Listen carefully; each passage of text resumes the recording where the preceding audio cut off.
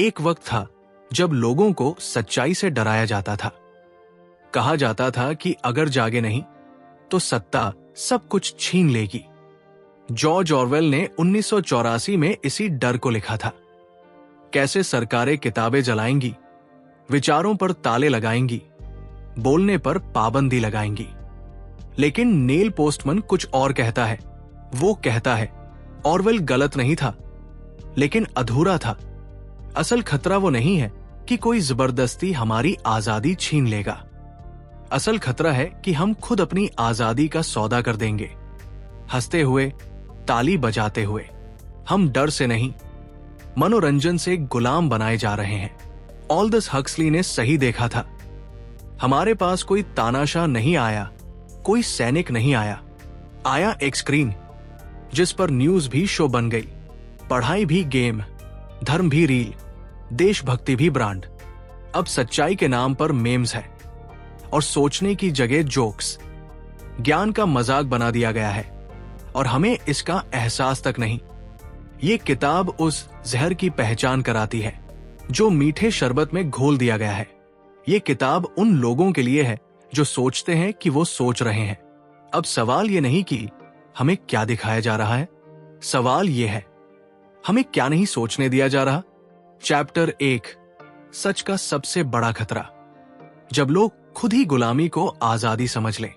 सोचिए, अगर कोई दिन रात आप पर नजर रख रहा हो, आपके हर शब्द को रिकॉर्ड कर रहा हो और आपकी हर हरकत को कंट्रोल करने की कोशिश कर रहा हो, तो क्या आप डरेंगे?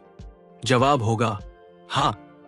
और यही डर जॉर्ज ऑरवेल ने 1984 में दिखाया था कि सत्ता आकर हमारी आजादी छीन लेगी, हमें मजबूर करेगी, हमें तोड़ेगी। पर नेल पोस्टमन कुछ और कहता है।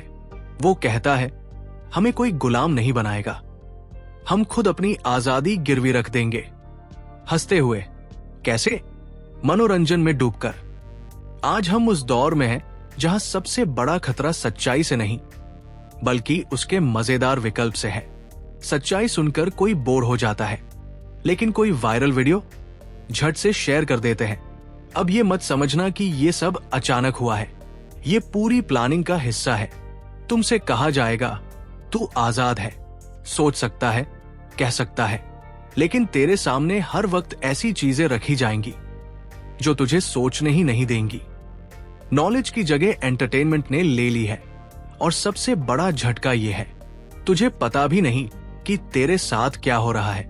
हर दिन, हर स्क्रीन, हर प्लेटफॉर्म तेरी सोच को चुपचाप मोड़ रहा है। तू हंस रहा है मगर अंदर से थक चुका है। तू कह रहा है मैं आजाद हूं, मगर तेरी सोच किसी और ने तय की है। हंसी तेरे चेहरे पर है, पर हुकूमत तेरे मन पर।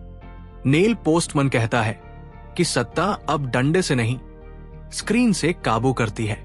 ऑरवेल का डर था तुम्हें किताबें पढ़ने से रोका जाएगा। पोस्टमन कहता है अब किसी को किताब पढ़ने की जरूरत ही महसूस नहीं होगी। और यह ज्यादा खतरनाक है। जब गुलामी जबरदस्ती हो तब इंसान बगावत कर सकता है, पर जब गुलामी मनोरंजन के जरिए आए तो इंसान खुश होकर झुकता है। आज का इंसान इंटरनेट से सब जान सकता है, पर इतना डिस्ट्रैक्ट है कि कुछ सोच ही नहीं पाता। सोचिए, इतिहास में पहली बार इंसान के पास इतनी नॉलेज है, फिर भी वो इतना कंफ्यूज्ड है। क्यों? क्योंकि उसे नॉलेज नहीं चाहिए, उसे चाहिए डोपामाइन का एक झटका, एक नई रील, एक नई ब्रेकिंग न्यूज, एक नया स्कैंडल।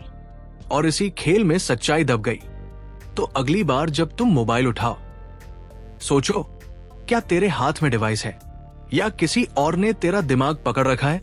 नेल पोस्टमन की किताब अम्यूजिंग आवरसेल्व्स टू डेथ यही बताती है कि अब सच्चाई से डर नहीं लगता बल्कि बोरियत लगती है। और यही से शुरू होता है सबसे खतरनाक ट्रैप, हंसते हंसते बर्बाद होने का। चैप्टर 2 तमाशा बन गया है। जब हर गंभीर चीज शो बन जाए।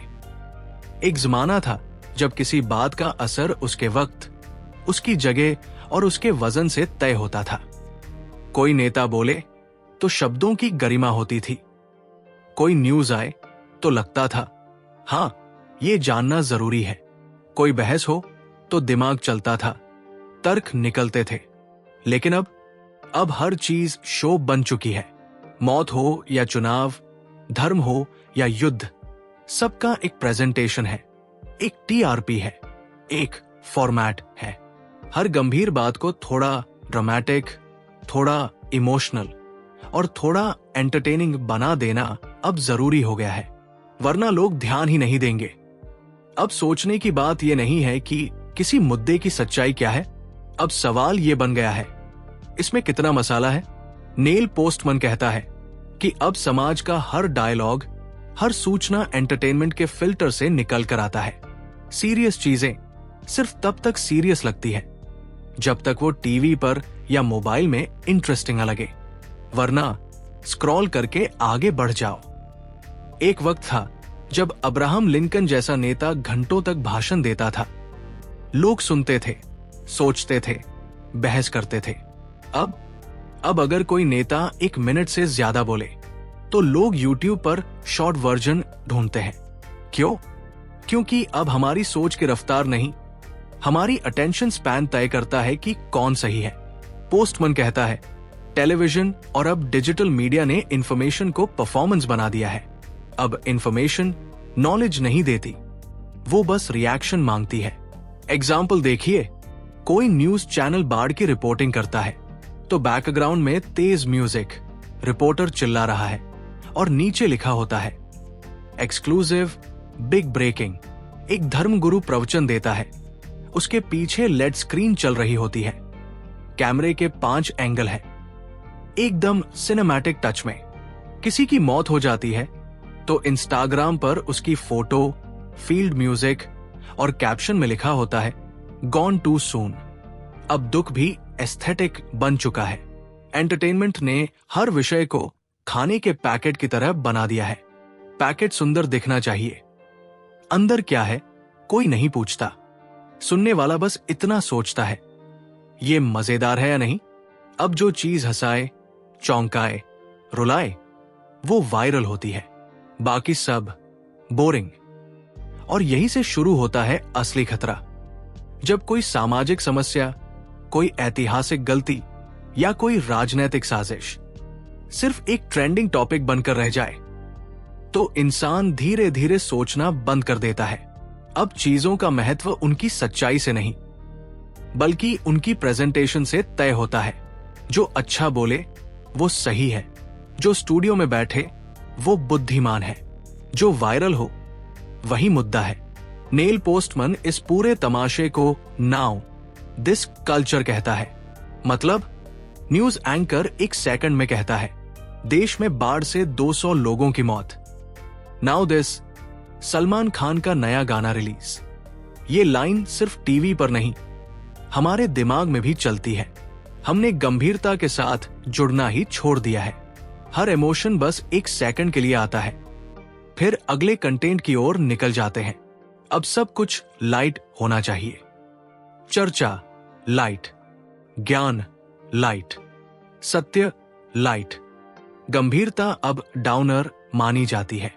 कोई दोस्त अगर कह दे कि यार आजकल तो सब बहुत फेक लगता है, तो जवाब मिलता है भाई डिप्रेस मत कर, मजे कर।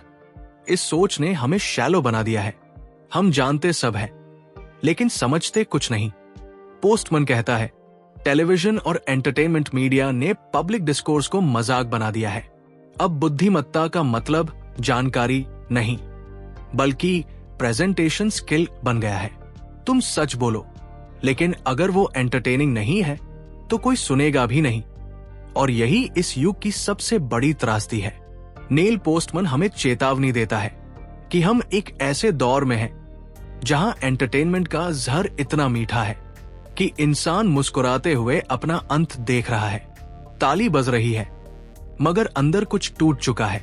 तो अगली बार जब कोई गंभीर मुद्दा सोशल मीडिया पर दिखे, थोड़ा रुकिए, सोचिए, पूछिए खुद से क्या ये भी एक तमाशा है? क्योंकि हो सकता है किसी की सच्चाई आपके स्क्रीन पर बस एक शो बनकर रह गई हो।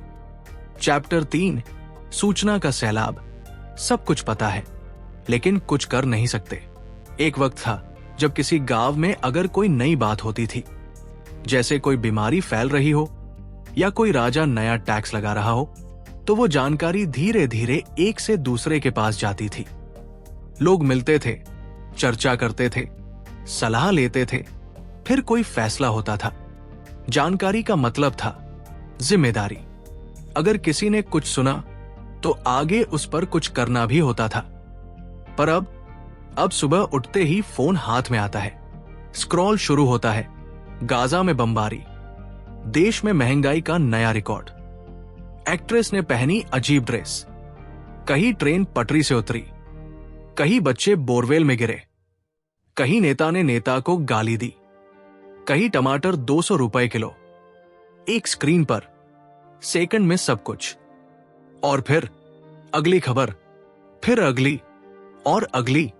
हर दिन दर्जनों खबरें, video, tweets, Instagram reels, threads, political show, breaking news.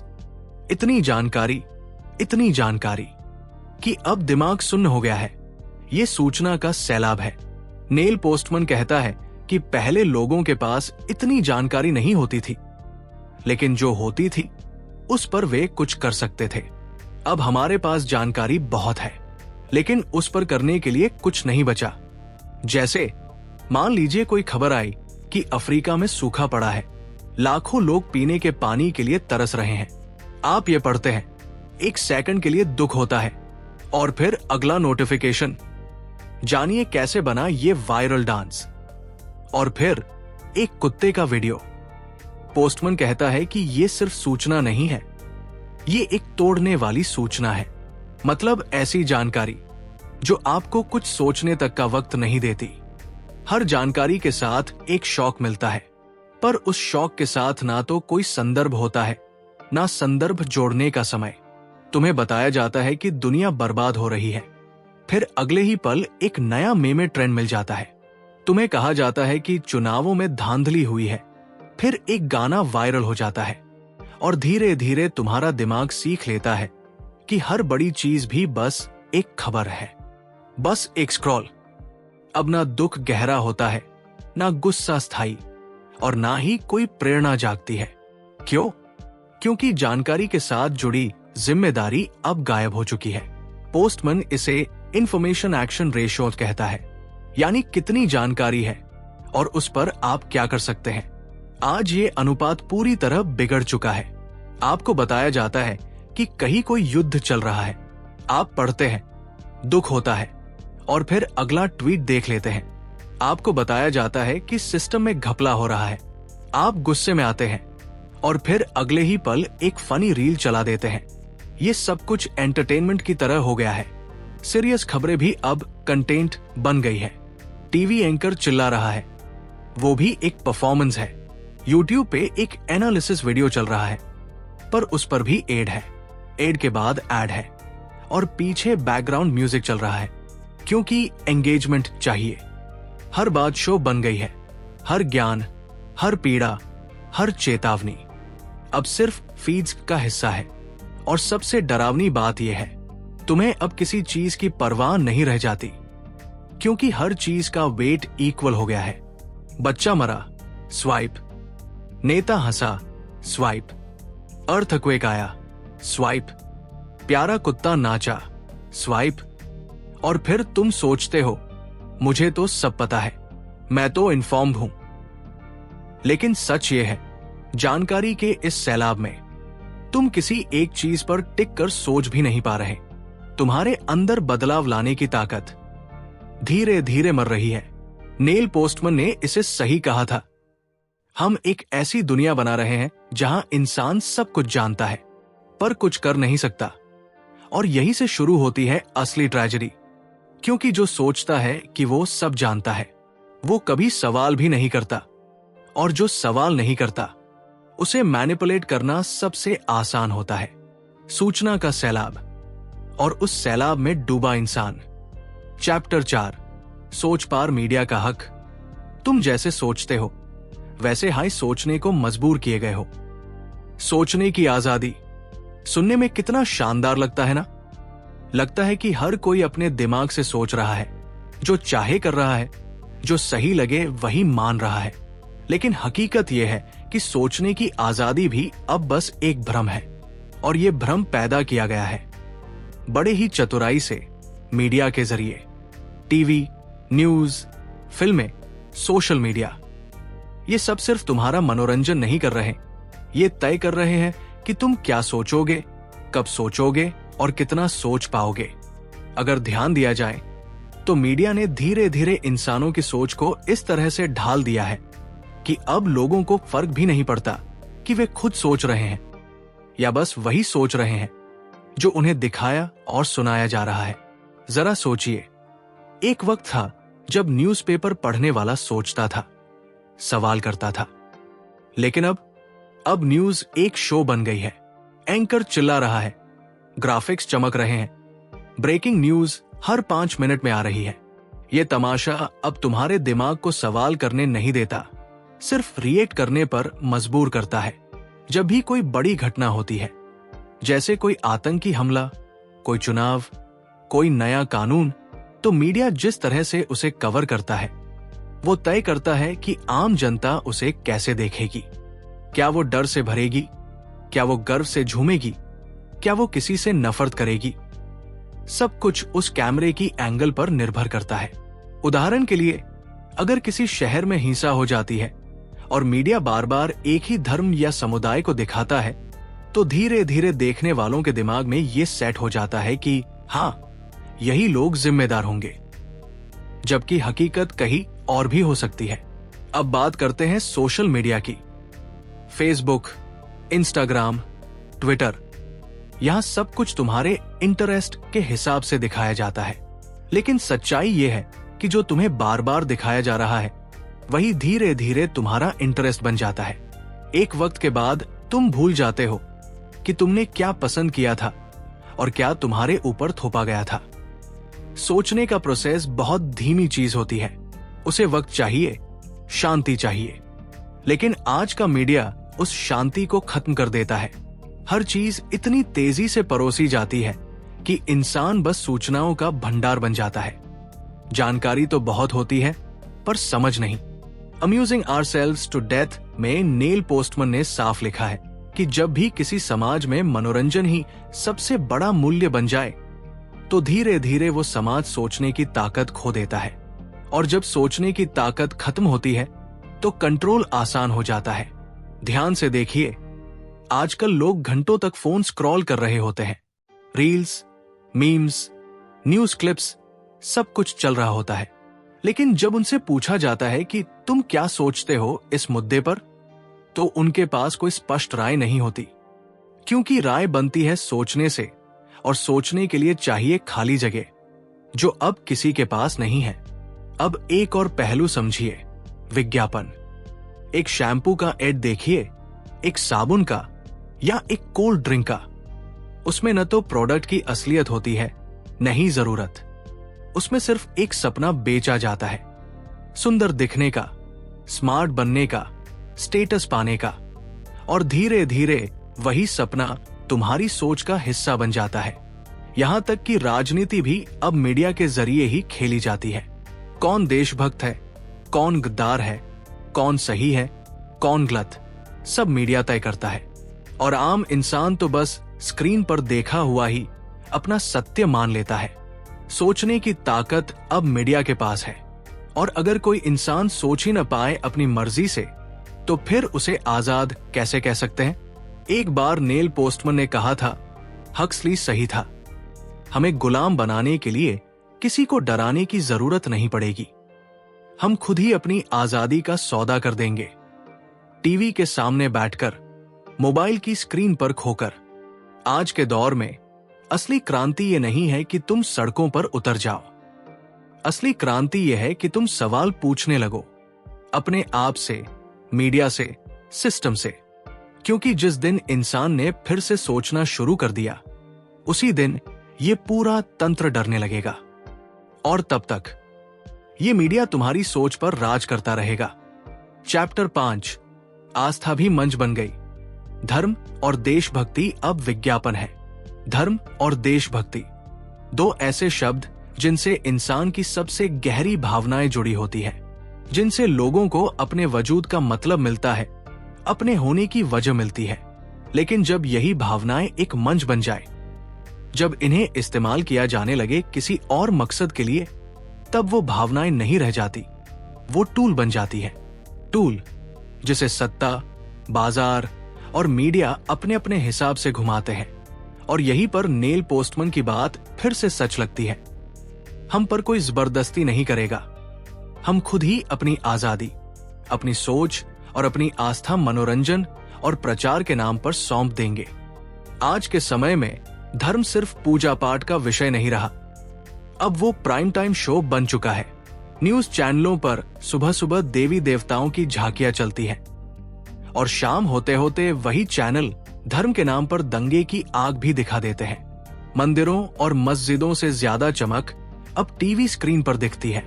भक्तों की आस्था अब चैनल टीआरपी से मापी जाती है।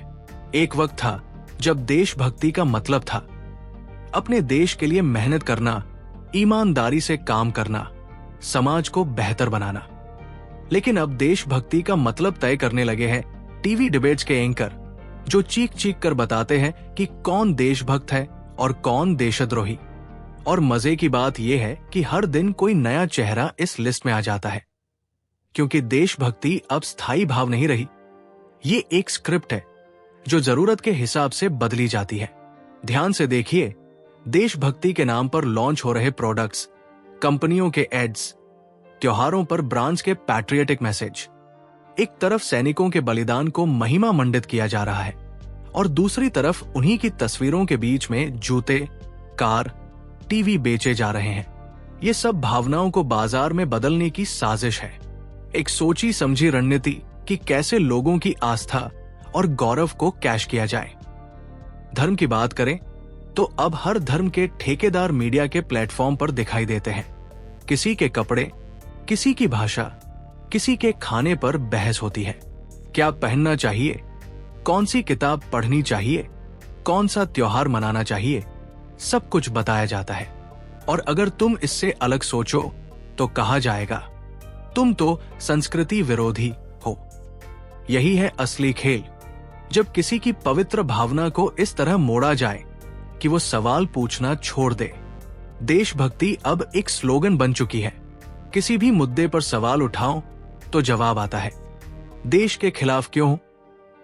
जैसे देश का मतलब सिर्फ सरकार है, जबकि असल में देश मतलब है लोग, उनकी सोच, उनकी स्वतंत्रता।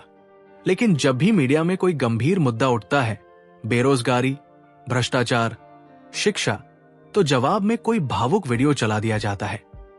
एक जवान सीमा पर खड़ा है और तुम यहां शिकायत कर रहे हो, और जनता चुप हो जाती है।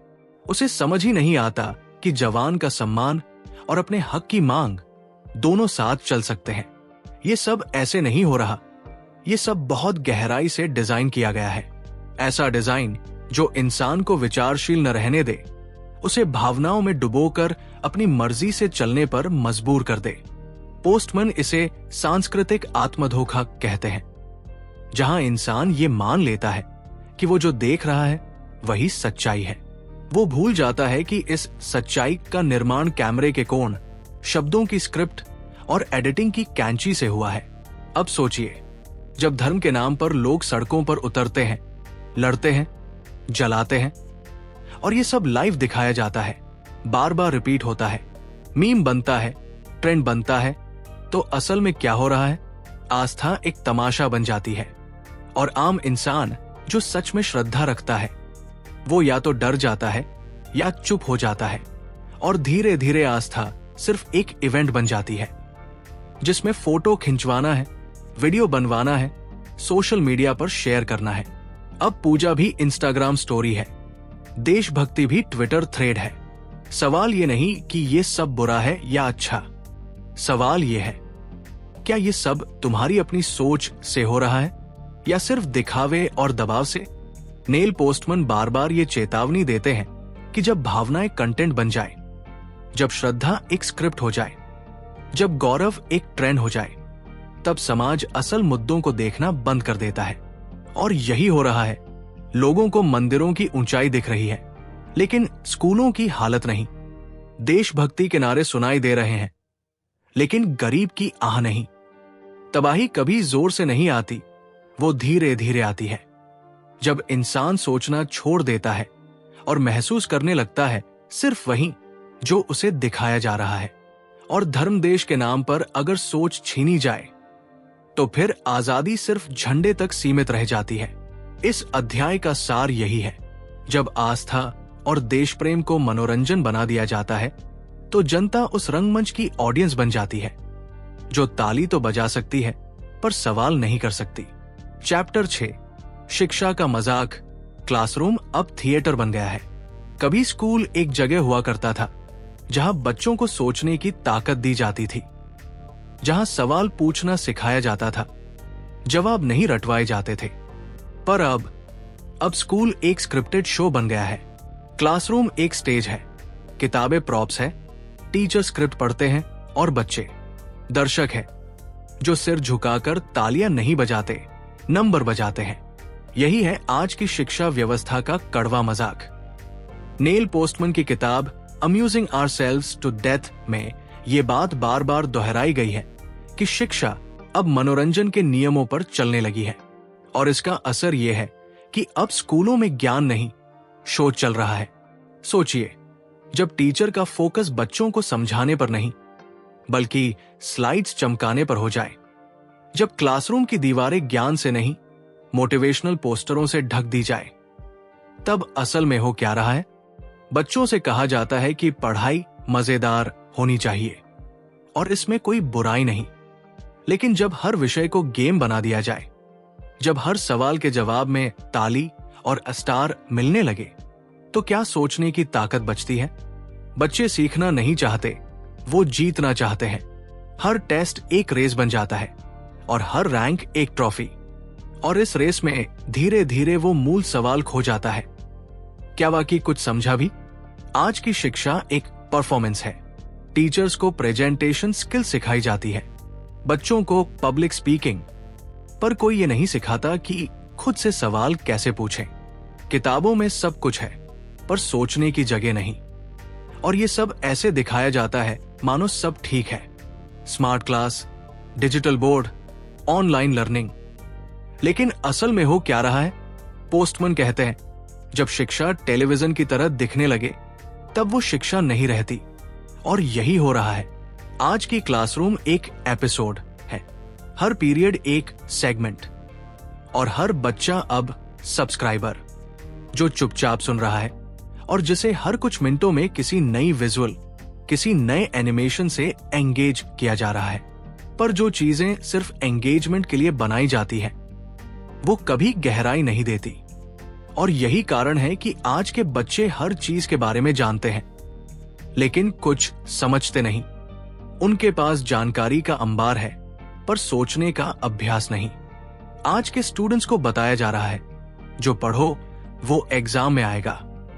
और इसी वाक्य ने शिक्षा को मजाक बना दिया, क्योंकि ये बात सिखाती है कि जो काम की चीज नहीं वो बेकार है।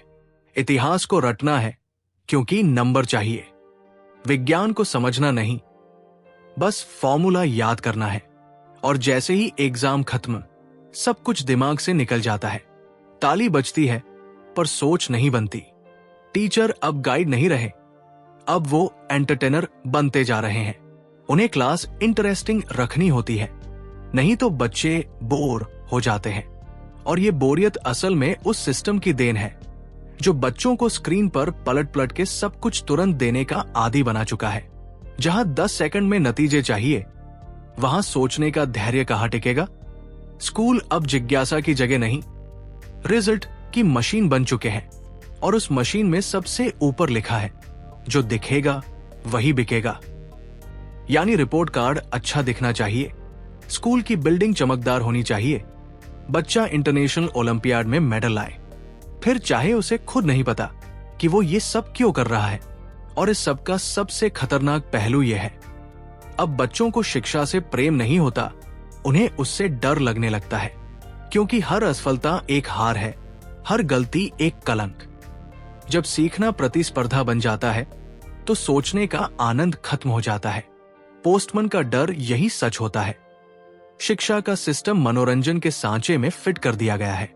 क्लासरूम शो बन चुका है और बच्चा दर्शक जो सिर्फ देख रहा है, रट रहा है, दोहरा रहा है, पर खुद से कुछ नहीं बना पा रहा। तो सवाल ये नहीं कि बच्चों को स्मार्ट क्लास चाहिए या डिजिटल टूल्स। सवाल ये है, क्या वो सोच पा रहे हैं? क्या वो सवाल पूछने की हिम्मत रखते हैं? क्या वो किताब से बाहर भी दुनिया को समझने की कोशिश करते हैं? अगर नहीं, तो ये शिक्षा नहीं, सिर्फ एक रंगमंच है जहां रोशनी है, आवाज है, तालियां है, पर आत्मा नहीं। और जब शिक्षा आत्मा खो देती है, तब समाज सोचने वाले नहीं, सिर्फ मानने वाले पैदा करता है। अब अगर इस किताब को सुनने के बाद भी ऐसा लग रहा है कि सब ठीक है, तो समझ लो मनोरंजन ने असर करना शुरू कर दिया है। क्योंकि असली खतरा आज ताकतवर सत्ता नहीं है, बल्कि वो आराम है, वो हंसी है, वो टाइम पास है, जिसके पीछे इंसान अपना दिमाग गिरवी रख चुका है। आज कोई सोचने से नहीं रोकता, सोचने की जरूरत ही महसूस नहीं होने दी जाती। अगर ये बातें सही लगी तो एक बात याद रखो, जिसे भी जगा सकते हो उसे जगाओ। क्योंकि जितने कम लोग सोचेंगे, उतना आसान होगा उन्हें चलाना। इस सीरीज को आगे तक पहुंचाओ। अगली ऑडियो बुक समरी जल्द आ रही है। ऑडियो बुक प्रकाश को फॉलो करो, सब्सक्राइब करो और उस जाल को पहचानो जो मुस्कुराहट में छिपा है।